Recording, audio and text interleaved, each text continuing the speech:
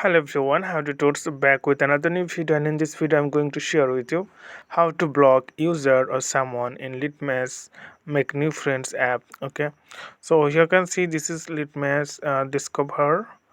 So if you want to block someone, then you must have go to profile. So I'm just going to click random profile, and after that you can see the option three dot right top corner on your screen. Simply tap on that and you can see block. Simply click on the block. So this is the one method, and another method if you chat with someone. So I'm just going to here, and here you can see like I'm just going to open any, and if you write,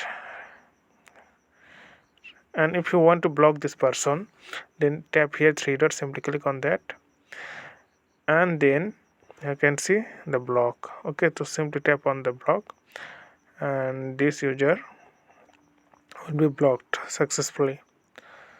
So friend, I hope this video is helpful for you. So today's no more, and thank you for watching.